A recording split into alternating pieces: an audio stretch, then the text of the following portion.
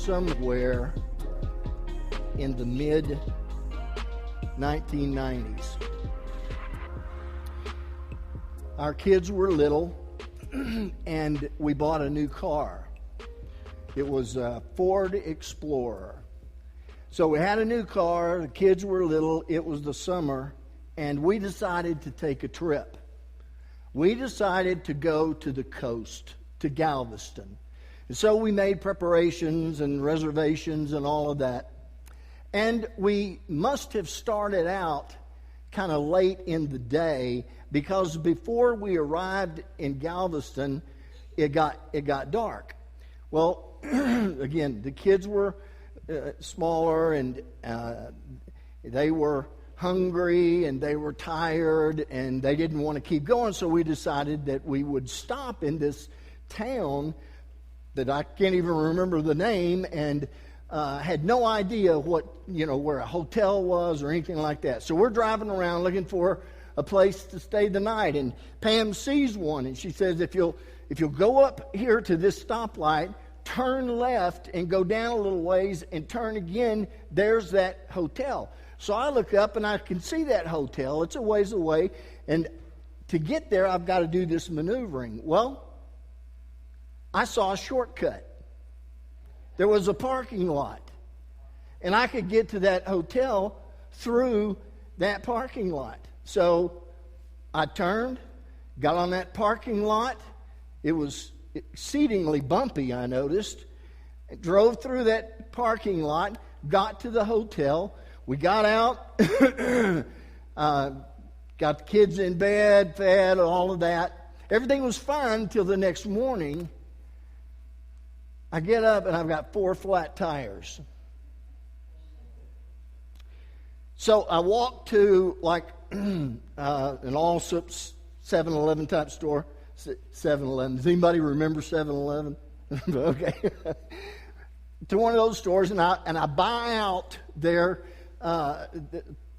fix-a-flat tire stuff. I don't remember how many. I bought all they had. So I went back, and so I'm trying to jack up these tires with this fix-a-flat stuff just so I can go to a tire place and get them to fix it.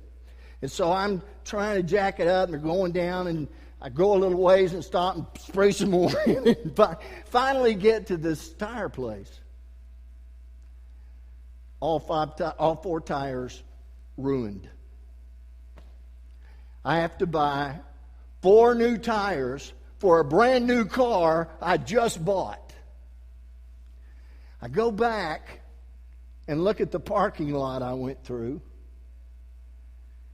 I didn't see any of the don't come here things, and I drove up on a slab that had little rebarb sticking out of it, and I ruined everything. Listen, being a dad isn't easy. We make choices and decisions all the time that affect our family, because I'll guarantee you, after buying that car and putting on 4 new tires, I was ready to turn around and go home. But I got outvoted, so we went anyway. But what do you do, dads? What do you do at the crossroads of life? What do you do when turning right looks good, but very uncertain? Turning left is safer.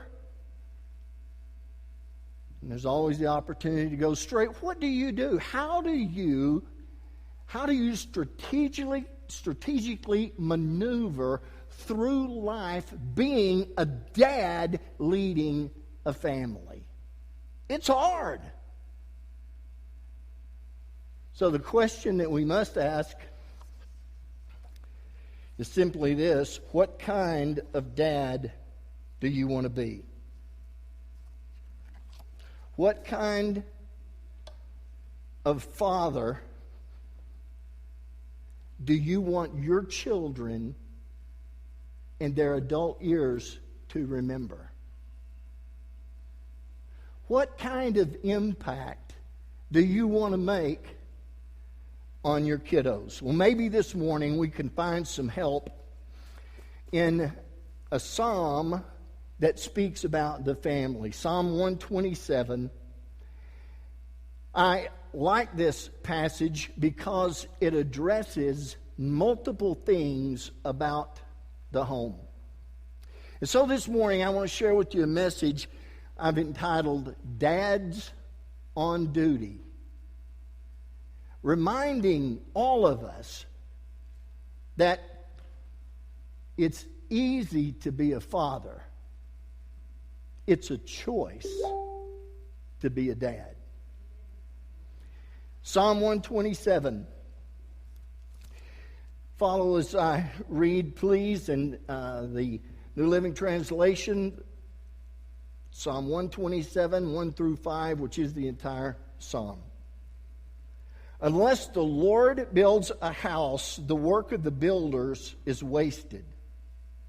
Unless the Lord protects a city, guarding it with sentries will do no good. It is useless for you to work so hard from early morning until late at night, anxiously working for food to eat, for God gives rest to his beloved ones. Children are a gift from the Lord. They are a reward from him. Children born to a young man are like arrows in a warrior's hands. How joyful is the man whose quiver is full of them. He will not be put to shame when he confronts his accusers at the city gates.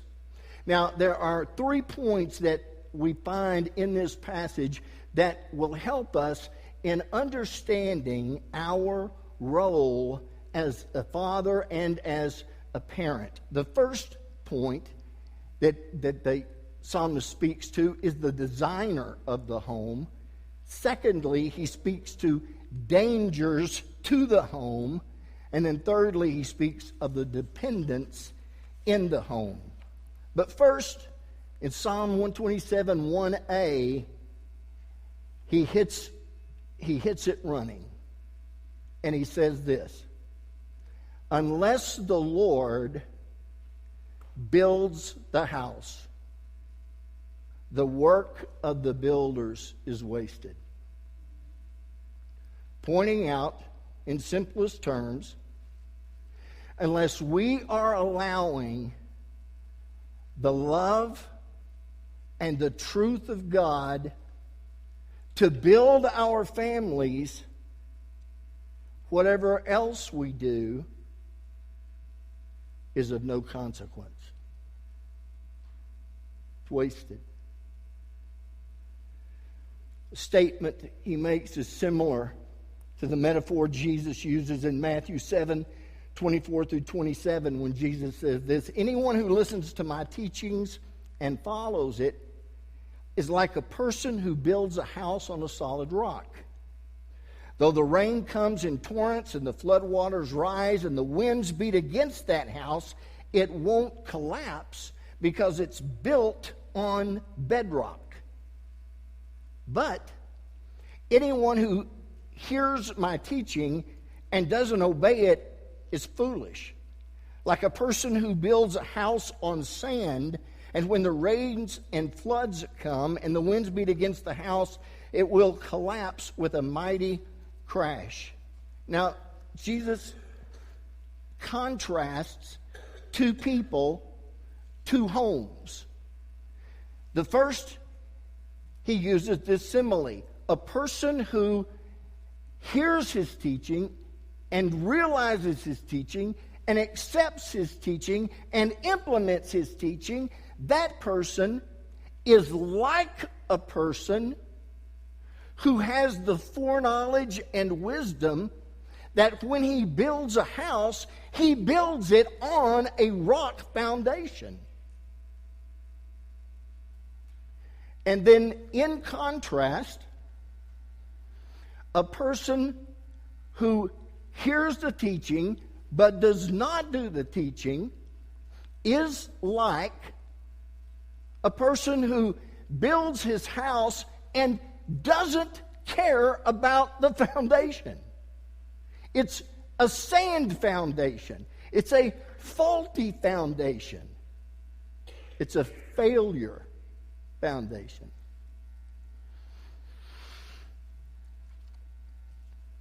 The question facing you and me is not, is one house easier to build than the other? Is one house cheaper to build than the other? Is one house easier to build than the other? And the answer is yeah. Yeah. It's cheaper to go the sand route.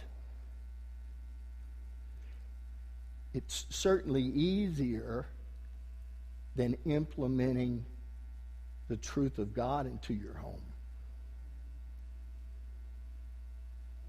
Cheaper in the short term, but when inevitably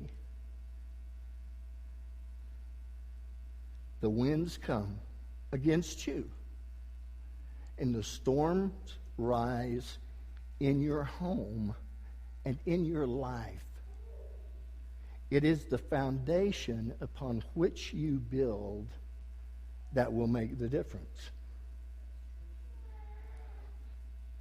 So unless the Lord builds the house, the builder's time and work is wasted. That is because we're not talking about wood and metal. We're talking about the soul of the home. We're talking about the foundational principles, the undergirding of your family. We're talking about who you want to be as a dad and what you want your children to remember and say about you when they get older. Secondly, he says there's a danger to the home. Unless, in verse 1b through 2 of Psalm 127, unless the Lord protects the city, guarding it with sentries will do no good. And so the psalmist is saying that there is danger that lurks in the city. And if danger lurks in the city, it most certainly lurks in the home. And then the writer goes on to identify one of the dangers in the city and the home. And it's this. Listen carefully. In Psalm 2, here's one of the dangers. It's a big deal. It's useless for you to work so hard from early morning until late at night, anxiously working for food to eat, for God gives rest to his loved ones. In the vernacular of our day, he's talking about workaholics. And he's talking about absent fathers. The writer is identifying those who work too hard. He's talking about those who work too long, those who sleep too little. And then he adds in the very next verse, and those who neglect their children. The very next verse, verse 3, children are a gift from the Lord. They are a reward from him. The writer slides right in. After he says, it's possible for you to work too hard. It's possible for you to work too long and to be sleep deprived. But don't neglect your children. Your children, two terms. Your children are a blessing, a gift, and they are a reward from him. Don't neglect your kids. At the end of 2021, my son, Ryan, who's 31, had an offer to move from one firm to another. And so he was telling me about it, and we were talking about it. He went through and he had one interview with the partner that he was going to relate to. And Ryan, my son, really liked this guy. He's about my age and a strong Christian man and godly principles. And Ryan was drawn to that. He said, I want to work with this guy. He had another meeting where they were going to kind of talk more details and hammer out a few things. And so he called me and he said, Dad, what are some of the things I should ask him? Now, I've honestly tried, as my children had become adults, not to interfere in their lives. Now, Pam does it all the time, but I try not, unless they ask. And so they ask, or he asked, and I said, son, there's one thing that I know is important to you. And one thing I absolutely know is going to be important to Jake, your son. And that is that you get to go to his games. I said, Ryan, you're going to turn around and Jake's going to be old enough to start playing sports, and he will. You're going to wake up one day and suddenly you're going to have a young man. And I said, Ryan, I know going to those games and being a part of Jake's life in that way is going to be very important to you. So if I were in your shoes and I'm talking to a guy that's going to be my boss, I would ask him, or I would tell him, sir, I've got a little boy, now a little girl, and I want to be very involved in their lives and their what they do. I want to enjoy what they enjoy. And that's exactly what he did. And his boss, again, I'm so thankful for this. His boss said, Ryan, I will do my best to have you never miss one of Jake's games. Now, that has just recently happened. And the fact is, I know some work schedules, you can't go to all those things. There were times I had to miss. There was a 5-year period of time where I had to go back every Thanksgiving and every Christmas early to do funerals. And so I know what it is to miss out on some of these things. But the issue is not what you're doing at work. The issue is, what are you doing after work? What are you doing when you're not working? And all I'm saying is that little boy and or that little girl growing up in your home, they need to feel that there is no one more precious to them than their daddy, maybe their mommy.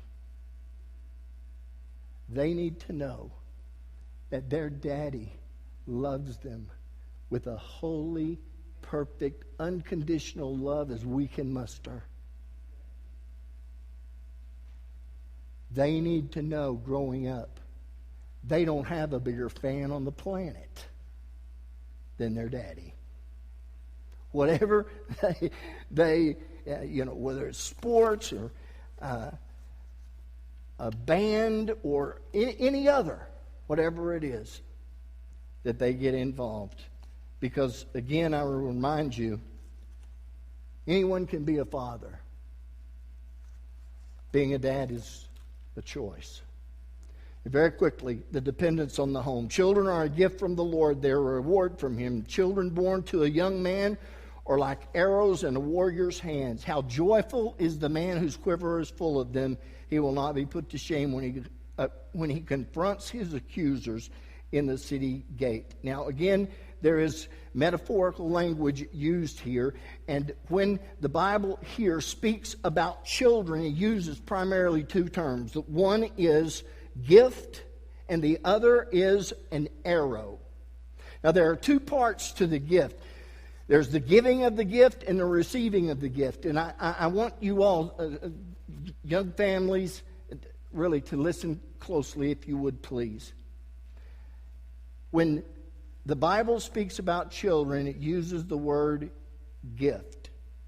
There is the giving of the gift, and then there is the receiving of the gift. This Hebrew word used, nakal, does not just mean one giving something to another so that the other might possess it. This word means I give you something causing you to possess it. And that's a huge difference. God gives the gift of a child causing you to receive it. That's as pro-life a statement as there can be.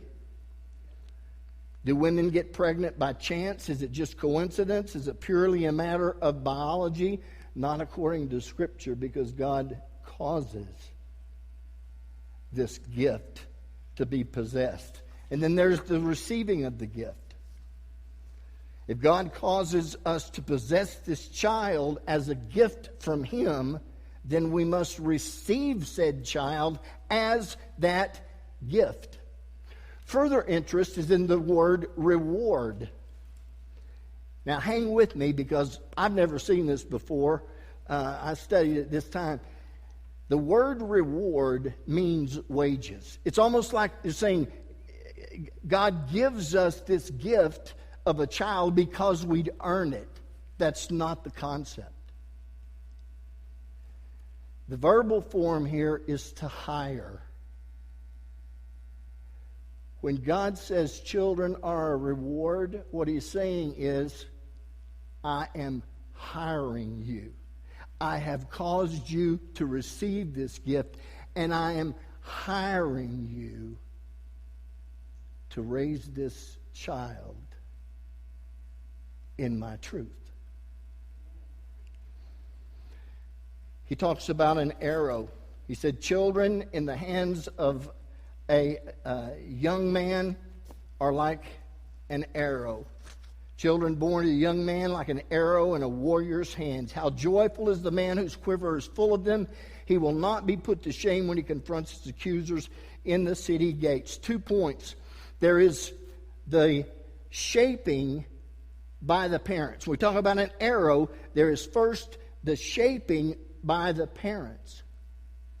How do you get an arrow? Are there arrow bushes you can go pick one off of? Arrow trees that you can harvest? No, arrows start out as just a stick. Just a knotty, bent stick. And it takes a skilled warrior to hone that stick and to shape that stick